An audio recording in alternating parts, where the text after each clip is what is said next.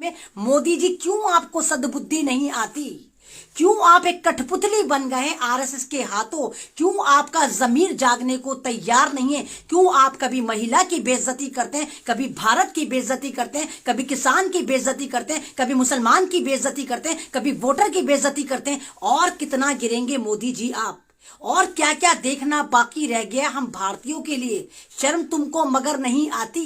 कहां बेच खाई तुमने अपनी अकलें? मोदी जी आप प्रधानमंत्री हैं, भारत के रेपुटेटेड पोस्ट पर हैं, आप भारत को रिप्रेजेंट करते हैं दुनिया में। आप क्यों भूल जाते हैं कि आपके कंधों पर भारत की इतनी जबरदस्त जिम्मेदारी है? आप खाली मोदी हो, कुछ भी तांडव करते फिरे, कुछ भी कठपुतली बन के नाचते फिरे, लेकिन आपके नाम के आगे भारत का प्रधानमंत्री जुड़ा हुआ है, जो आपको रिप्रेजेंट करता है पूरी दुनिया में, पहचान दिलाता है। जब भी दुनिया याद करेगी तो आपको इस तरह याद करेगी कि ये भारत के प्रधानमंत्री हैं और इन्होंने गरिमा बेच खाई, इन्होंने भारत बेच खाया, यहाँ की इंसानियत बेच खाई, यहाँ के अन्नदाता को बेच खाया। और किस किस को बेचेंगे आप?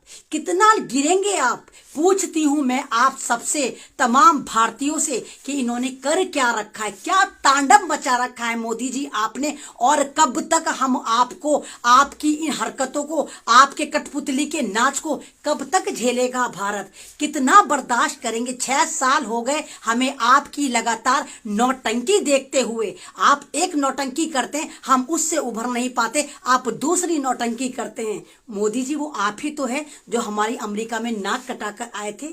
कोई नहीं भूला होगा जब आप ट्रम्प के उसमें गए थे फंक्शन में, howdy Modi, howdy howdy Trump कर कर आए थे वहां पर, तो आपने क्या कहा था? अब की बार ट्रम्प सरकार। क्या करा था आपने? आपने रिजल्ट देखा कि वहां पर क्या हुआ? आज आपकी वजह से जो बाइडेन ने भारत के प्रधानमंत्री यानी आपको इतनी भी इज्जत नहीं दी कि आपको उस फंक्शन में बुलाते, इतनी भी नहीं दी। और किसको बुलाया? उन्होंने बुलाया मनमोहन सिंह को, कांग्रेस के पूर्व प्रधानमंत्री को। शर्म तुमको मगर नहीं आती? इतनी सी भी गैरत नहीं है कि तुम्हारे उल्टे सीधे फैसले पूरी भारत की नाक कटवा देते हैं? तुम तो बोल बाल के पूरे तुम खुद आरएसएस के एक स्लीपर बॉम्ब वाला रोल प्ले कर रहे हो। मोदी जी कर क्या रहे हैं आप? कर क्या रहे हैं आप? पूछता है भारत आपसे, आप कर क्या रहे हैं? और कितना गिरेंगे और कितनी गरिमा गिराएंगे आप इस पद की? करना क्या चाहते हैं? सिर्फ जय श्री राम के नारे पे आप इलेक्शन जीतना चाहते हैं? सिर्फ आप पूरे भारत को डिवाइड करके तीर त्रिशूल तलवार मंदिर मस्जिद गाय गोबर पर जीतना चाहते हैं इलेक्शन? कुछ और आपको नहीं आता? आपके नेता साफ कह रहे हैं कि मार दो मुसलमानों को जो गाय को खा रहा है, जो हमारी माँ को खा रहा है। तो आप क्यों नहीं बताते कि भारत के 4 बड़े बीफ एक्सपोर्टर आपके अपने बनिए हैं? और बनिए मुसलमान नहीं होते, आप सारे के सारे खुद बीफ को एक्सपोर्ट करते हैं। और सन 2014 के बाद 20 तक भारत दुनिया का नंबर 1 बीफ एक्सपोर्टर बना। वो हम तो नहीं कर रहे, वो मुसलमान तो नहीं कर रहे, लेकिन आप भारत के अंदर डबल गेम खेल रहे हैं। एक तरफ तो आप बीफ एक्सपोर्टर बने हुए और दूसरी तरफ भारत का मुसलमान अगर मुर्गे की टांग भी खाता है तो आप गाय मैया गाय मैया गाय मैया कर करके उसकी मॉब लिंचिंग करवा देते हैं। कर क्या रहे हैं आप? गाय के नाम पे फंड, गाय के नाम पे मिनिस्ट्री आपने यूपी में बना रखी है। तो कितना गिरेंगे आप? आपकी नजर में इंसान की कोई वैल्यू नहीं है। हाँ, हम कहते हैं कि चलिए हम भी आस्था का मामला रखकर हम भी उस गाय की इज्जत करते हैं। हम भी कहते हैं कि मुसलमानों के पास 50 ऑप्शन है, कुछ भी खा लें, नहीं खाएं गाय और वो गाय नहीं खाते। तो फिर क्यों आप भारत में नफरत की राजनीति कर रहे हैं? क्यों कर रहे हैं आप? चाहते क्या है? आपने सन 2014 से लेकर 4 गुटों में बांटने की जो तैयारी कर रखी है कि तू हिंदू, तू मुसलमान, तू सरदार, तू ईसाई, और आपने एक नई कम्युनिटी ढूंढ ली मोदी जी। आपने एक नई कम्युनिटी इन्वेंट कर दी। आपने किसान को भी एक कम्युनिटी बना दिया। आप किसान को अन्नदाता नहीं मानते, आप ऐसे ही मानने जैसे एक हिंदू है, एक मुसलमान है, एक सिख है, एक ईसाई है। 5वीं कैटेगरी आपने बना दी जिसका नाम है मेरे भारत का किसान। लेकिन आपको चैन नहीं पड़ रही। आप अब भी वोट की राजनीति घटिया राजनीति करते फिर रहे हैं और बंगाल में अपनी औकात दिखाकर आ रहे हैं। आप ये भूल गए मोदी जी, आप भारत के प्रधानमंत्री हैं। आप ये भूल गए सिर्फ बंगाल में इलेक्शन है इसलिए आपने फर्जी रविन्द्रनाथ टैगोर का लुक लिया। लेकिन माफ कीजिए, आप रविन्द्रनाथ टैगोर कहीं से भी नहीं लग रहे। आप बलात्कारी बाबा आशाराम लग रहे हैं। किसी से भी पूछ लीजिए, अपनी फोटो लगवाइए और आशाराम की लगवाइए। आप फर्जीवाड़े के चक्कर में अपना गेटअप इतना उल्टा करके बैठ गए कि आप कहीं से रविन्द्रनाथ टैगोर नहीं बल्कि बलात्कारी भारत का आसाराम बाबू लग रहे हैं। सोचा है आपने आपकी हरकतें हैं क्या? कभी सोचा है सॉरी, आपने कभी सोचा कि आप कर क्या रहे हो? आप करना क्या चाहते हो? आप औरतों की बेइज्जती कर रहे हो। आपके राज में बलात्कार का रेशियो भी बढ़ा और जुल्म का, टेरर का रेशियो भी बढ़ा है। सुधर जाइए मोदी जी, ये भारत है, इसको टूटने से बचा लीजिए। ये आपकी घटिया राजनीति है जो आप आरएसएस के हाथों कठपुतली बन गए और आपके सारे भगवा जाफरानी गुंडे पूरा का पूरा सड़कों पर टेरर उतार रहे हैं। सुधर जाइए। जैसे आप लोगों को शायद नहीं पता या आपने वीडियो देखी होगी, कल भी सिंघू बॉर्डर पर एक फर्जी आरएसएस का पालतू कुत्ता पकड़ा गया जो अपनी प्लानिंग बता रहा था कि हम किसानों को गोली मारते पुलिस की वेशभूषा में, फिर हम पुलिस वालों को मारते और इस तरह भारत का जो है एक माहौल खराब होता। और फिर आगे से हमारे जो प्रधानमंत्री हैं ये कहते हैं कि किसानों को भून डालो। कितना गिरेंगे आप? अभी तो आप उसका भी जवाब नहीं दे पाए जो आपका पालतू कुत्ता अर्नब गोस्वामी पीएमओ में घुसा पड़ा हुआ है और आप उसको तमाम राज बता देते हैं। आपने तो वो वाली बात भी क्लियर नहीं करी कि किस तरह पुलवामा अटैक आपने फर्जी करवाया था और 3 दिन पहले आपका पालतू कुत्ता अर्नब गोस्वामी उसके पास वो इंफॉर्मेशन थी। पूछता है भारत कहां से आई थी? आपने जवाब दिया नहीं दिया, लेकिन उसके बावजूद आप एक के बाद एक गलतियां करते चले जा रहे हैं। आप सिंघू बॉर्डर पर हमला करवाने के चक्कर में थे, आप वहां पर बड़े 4 सरदारों को मरवाने के चक्कर में थे, फिर आप ही के वो पालतू आरएसएस के कुत्ते 3-4 पुलिस वालों को मार देते और फिर पूरा उत्पाद मचाने के चक्कर में थे। मोदी जी कितना गिरेंगे आप? कितना गिरेंगे आप? पूछता है पूरा भारत। और क्या क्या करेंगे आप?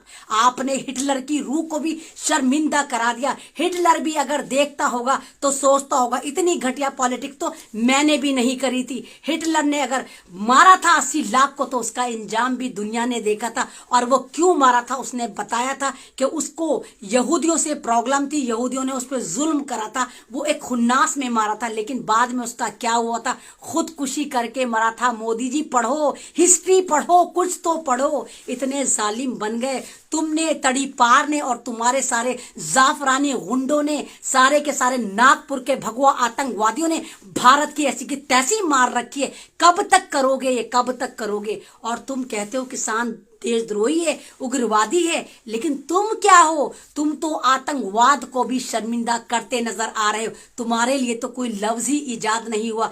आतंकवादी भी इतना खबीस नहीं हो सकता जिस तरह सारे आरएसएस के चाटुकार हैं, इतने जलील नहीं हो सकते हो, उनमें भी कुछ ज़र्फ होता होगा। तुम तो बेज़र्फ हो। उन किसानों को आतंकवादी बोल रहे हो। तुम भारत की माताओं के साथ क्या कर रहे हो? तुम यहाँ की बच्चियों के साथ क्या कर रहे हो? कभी सोचा है कौन है ममता बनर्जी? वो ममता बनर्जी जिसने अपनी पूरी जिंदगी बंगालियों के नाम वक्फ कर दी, शादी नहीं करी, आज भी वो बाटा के स्लीपर में फिरती हैं। उठाकर देखो ममता बनर्जी को, जिसने अपने ऊपर कलर भी हराम कर लिए। वो नाम है ममता बनर्जी का, बहन ममता बनर्जी का, जो सफेद साड़ी पहनती है और बाटा के स्लीपर में अपनी पूरी जिंदगी गुजार दी। तुम मुकाबला करोगे 20 लाख का सूट पहनने वाले, 10 लाख का चश्मा पहनने वाले, 15 लाख की घड़ी पहनने वाले। तुम ममता का मुकाबला करोगे? ममता जैसे बन तो जाओ। ममता बनर्जी ने साबित करा वो नाम की ममता नहीं है, उनके अंदर ममता है। उन्होंने पूरे बंगाल को एक माँ की तरह पाला, उनके हर मुसीबत में खड़ी रही। और आज बंगाल को जाकर देखो उन्होंने क्या से क्या बना दिया। तुमने क्या सोचा था मोदी जी? तुम फर्जी रविन्द्रनाथ टैगोर बनोगे और वहां जाके ड्रामे करोगे और वहां पर जय श्री राम के जय नारे लगाओगे और वहां का वोट मांगोगे? जय श्री राम को पढ़ लो, गोबर भक्तों पढ़ लो। जय श्री राम थे कौन ये तो देखो। तुमने तो जय श्री राम के नारे को आतंकवादी नारा बना दिया है। हर जगह उत्पाद मचाते हो और जय श्री राम नारा लगाते हो। कभी तुम फिल्म का तांडव करते हो कि तांडव मूवी में हमारे भगवानों की बेइज्जती करी गई, तो तुमने महल्ला 80 में पूछा था, महल्ला 80 में तुमने पूछा था, सनी देओल से पूछा था कि वो किस तरह उस मूवी में उन्होंने रोल करा था और शिव जी के मुंह से गालियां दिलवाई थी। कितनी माँ बहन की गालियां शिव जी दे रहे थे। तुम्हारे हुआ था, कुछ हुआ था, जमीर जागा था, हिंदुत्व जागा था, कुछ जागा था। और आश्रम मूवी जाकर देखो कि तुम्हारे भगवानों की कितनी बेइज्जती है, उसमें स्नातन धर्म की कितनी बेइज्जती है। फिर कौन सा वो भगवान है, फिर कौन सा वो सनातन धर्म है जिसकी तुम दुहाइयां देते हो? कौन से मजहब को फॉलो करते हो? मैं पूछती हूँ आपसे। सिर्फ ये कहना आसान है कि जय श्री राम, तीर त्रिशूल तलवार पकड़ा के मंदिर मस्जिद गाय गोबर पर पॉलिटिक्स करना बहुत आसान है।